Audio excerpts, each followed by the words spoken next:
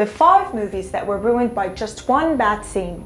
Sometimes, all it takes is one scene to pull you right out of a movie and ruin your day. The movie could be great, but the one I saw, that one scene which feels so stupid and jarring, makes the whole thing feel tainted. There are some flicks that just catch you unaware. Somewhere, scattered among us, a pretty great movie is a scene that makes no sense at all. It angers you. Did the director think the scene was funny, artistic, or meaningful? No movie is ever going to be perfect. Most of them are going to be flawed. There's usually a difference between a movie that is flawed and a movie that is terrible. There's usually a difference between a movie that is flawed and a movie that is terrible. But sometimes, all it takes is one flaw to make a movie terrible. These scenes are the unavoidable ones, the scenes that are referred to as simply that one scene.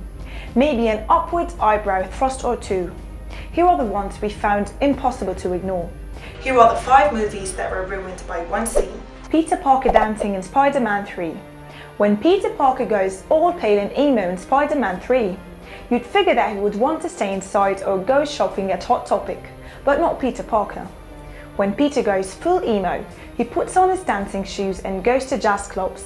I'm not sure what the Spider-Man 3 team were thinking, but this scene is one of the most embarrassing moments I've ever seen in a movie.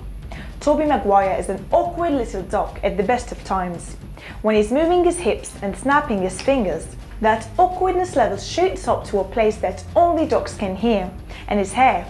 This scene is almost bad enough to ruin all movies, not just Spider-Man 3. The final battle, The Matrix Revolutions. The Matrix Revolutions is, for the most part, a palatable action movie that's full of set pieces and seems to be heading quite confidently towards a much hyped, epic showdown between Agent Smith and Neo. We'd been waiting for years for this moment, and now, with gloriously overblown orchestral music and a highly atmospheric setting, we are going to see how it all ended. The result? Well, it's got more in common with your average Dragon Ball Z episode than any of the awesomeness that we'd accept from a Matrix movie. Smith and Neo spend far too much time spinning around weightlessly in the air, instead of focusing on the gritty brutality of the fight. It's fine to defy physics, it is a Matrix movie after all, but the Wachowskis took it too far. It's hard to get engaged in a fight so utterly cartoony, compounded by the fact that the CGI work is downright shoddy. Star Wars Episode 3, Darth Vader disagrees. Of the many things that catch blame for ruining the Star Wars prequels, Jar Jar Binks, midichlorians, almost every line of dialogue George Lucas wrote for Padme and Anakin, there is one moment that makes almost every fan cringe, no matter how dedicated. We're talking about Anakin Skywalker's child transformation into Darth Vader, literally the jumping off point of the entire Star Wars saga. In this moment, Vader learns he's lost his wife and unborn children and has transformed into like a space Robocop. So what does he do? He breaks free from his shackles and lets out the now infamous no that felt like it had a Kanye level of autotune to it. It felt silly when it should have been tear-jerking, and it caped a performance by Hayden Christensen that was so unlikable that he went from that guy poised to be this generation's Harrison Ford to the guy who was in that bank heist movie with Chris Brown and T.I. Nuking the Fridge. Indiana Jones and the Kingdom of the Crystal Skull.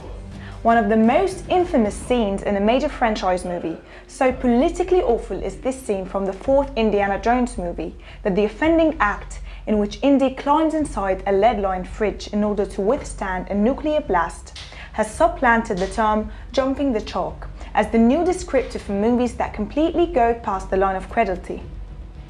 Though the movie also deals with aliens that I can just about deal with because the earlier Indy movies similarly toyed with the supernatural, but to try and have us believe that Indy could survive a nuclear blast is, well, just downright insulting. After all, he's not Superman.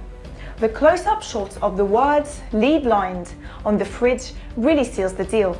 The suggestion is that because the fridge has a lead lining, it will protect Indy from the blast, which is patently ridiculous. In reality, the nuke would melt the fridge instantly and Indy would be no more.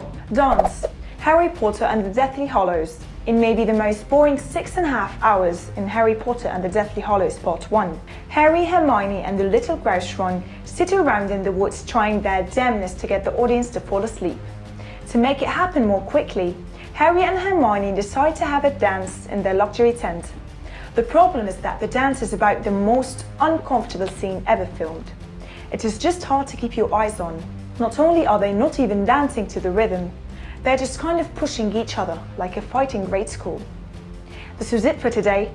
Thank you for watching us, and don't forget to like and subscribe to our channel.